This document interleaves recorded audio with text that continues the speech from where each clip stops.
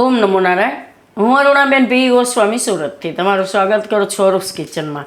તો આજે આપણે બનાવશું આલુ મેથીના પરોઠા. તો એના સારું આપણે બટેટા આ રીતના આપણે લીધા છે 6 થી 7, એટલે નાના છે એટલે થોડાક વધારે લીધા છે. અને મેથી તો આટલી આપણે લીલી મેથી લીધી છે. અને ઘઉંનો લોટ તો નોર્મલ આપણે જે રોટલી માટેનો લોટ હોય એ આપણે 2 કપ લોટ લીધો છે.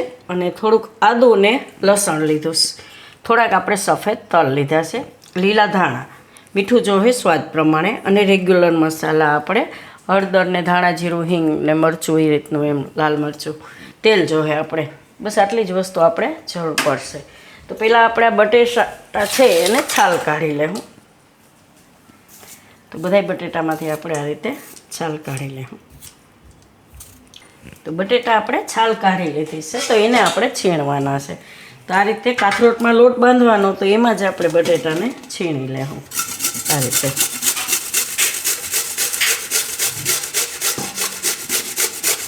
તો બધાય બટેટા આ રીતે છીણી લેવું. અને આદું અને લસણ એને આપણે થોડું ખાંડી લેવું આમાં. તો આને આપણે છાલ કાઢી જ નાખી છે, આમાં આપણે લઈ લેવું.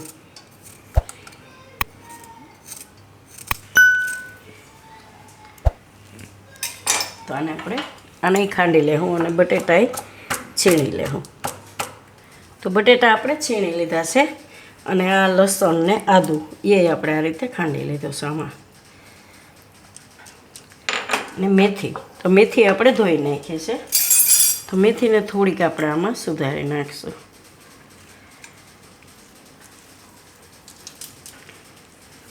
આ રીતે આપણે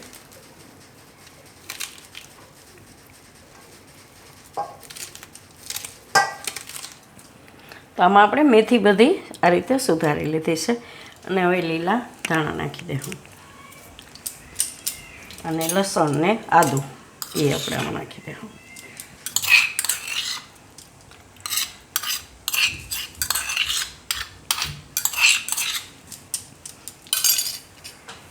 ને બીજા મસાલા આવે તો મીઠું સ્વાદ પ્રમાણે,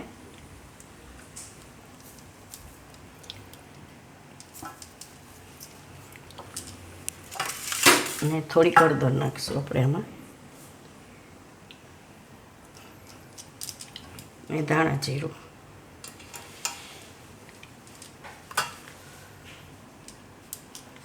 તો આ નાની ચમચી છે તો આપણે 2 વાર ભરીને નાખીએ. થોડીક હિંગ નાખીશું અને લાલ મરચું. તો 2 ચમચી જેટલું આપણે લાલ મરચું નાખવાનું છે. નાની ચમચી છે એટલે આપણે 4 વાર એ રીતે ભરી નાખીએ. તો તમે તમારા ટેસ્ટના હિસાબે તીખાશ નાખી શકો એમ. તો થોડુંક આપણે આમાં તેલ નાખીશું, 2 થી 3 ચમચી જેટલું. અને આ ઘઉંનો લોટ.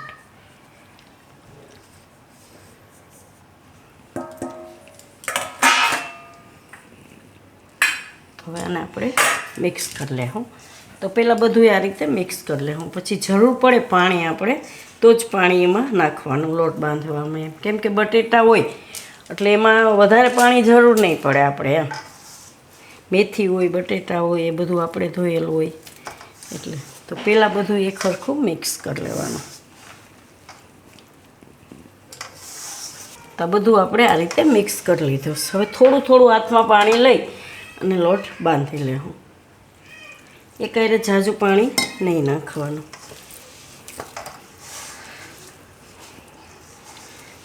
તો નાસ્તામાંય બનાવી શકો અને તમે સાંજે ડિનરમાંય બનાવી શકો, એમ. ઘણીવાર એમ થાય કે સાંજે હું બનાવું, તો આ રીતે તમે પરોઠા બનાવી શકો, એમ.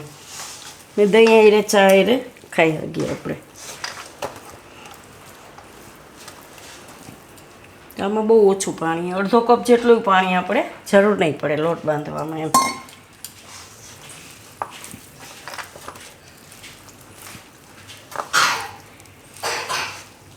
અને આપણે આ રીતનો લોટ બાંધી લેવું.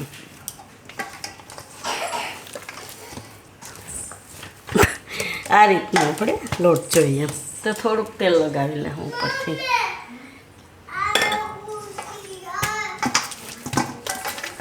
તો આ લોટને આપણે ઝાઝો રેસ્ટ કરાવવાનો નથી. બસ આપણે થોડીક વણવાની તૈયારી કરી લઈ, કેમ કે આપણે બટેટા નહીં ખાશે એટલે પછી જાજી વાર રાખશું તો આ ઢીલો થઈ જાય, એટલે આને આપણે તરત જ બનાવવાના છે. તો હવે આપણે આમાંથી બનાવશું. તો થોડોક કોરો લોટ આપણે વારવા માટે લઈ લીધો છે અને ગેસ ચાલુ કરશું આપણે. તવી ગરમ થઈ જાય, ગરમ થાય એટલે ધીમું કરી દે. હું તો આમાંથી આપણે આ રીતે એક લુઓ લઈ, જે સાઈઝના તમારે વણવા હોય એ સાઈઝના આપણે આ રીતે મીડિયમ બનાવશું. તો આટલો આપણે લુઓ લેવું અને સહેજ ગોળ કરી લેવું. તો તમે તમારા હિસાબે નાના મોટા બનાવી શકો એમ. થોડુંક આ રીતે કોરો લોટ લગાવી લેવું. ગેસ ધીમો કરી દેવું. આને આપણે વણી લેવું. તો એકદમ ખાવામાં ટેસ્ટી લાગે. તો છોકરાઓને તમે ટિફિનમાં બનાવીને આપી શકો આ એમ, એકદમ મસ્ત લાગશે.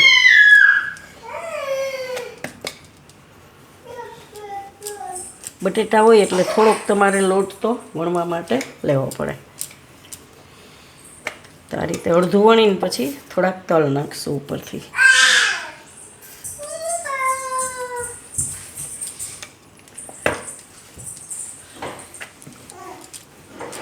તો બહુ પાતળા નહીં કરવાના, થોડાક મીડિયમ રાખવાના.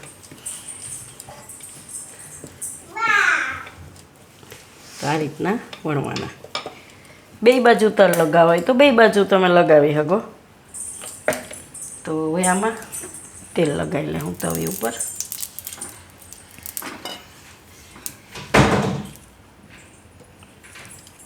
અને શેકી લેવું. અને આપણે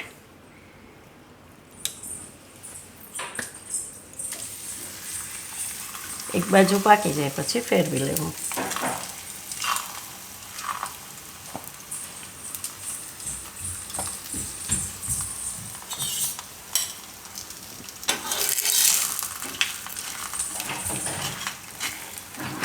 શેકવામાં થોડોક ગેસ ધીમો રાખવાનો એમ. તવી ગરમ થઈ જાય પછી એ રીતે એમ બહુ ફૂલ નહીં રાખવાનો અને શેકી લેવાનો. તો બે બાજુ આને શેકી લેવું આપણે. શેકાય ત્યાં બીજું વણી લેવું. તો આને આપણે ફેરવીને જોઈ લઈએ. તો સરસ પાકી ગયો સારી રીતે. તો બીજી બાજુ એ જ રીતે પકાવી લેવું.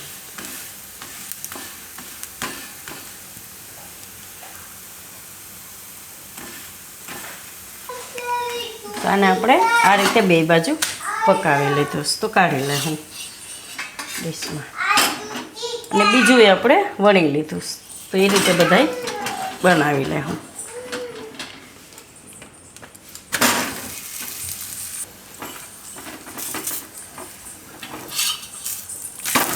તો આ રીતે આપણે શેકી લેવાનું બે બાજુ. તો આપણે આ રીતે 3 બનાવી લીધા છે. તો આને આપણે પ્લેટમાં લઈ લેવું. એકદમ સરસ ખાવામાં લાગશે, ટેસ્ટી. તો આ તમે ગમે ત્યારે લંચ, ડિનર કે બ્રેકફાસ્ટ ગમે એમાં ખાઈ શકો એમ. તો શાકની જરૂર ન પડે. ખાલી આ રીતના આપણે પરોઠા હોય તો દહીં આવીને સર્વ કરશું. થોડુંક એમાં મીઠું નાખીશું અને થોડુંક આપણે જીરું અને થોડુંક લાલ મરચું.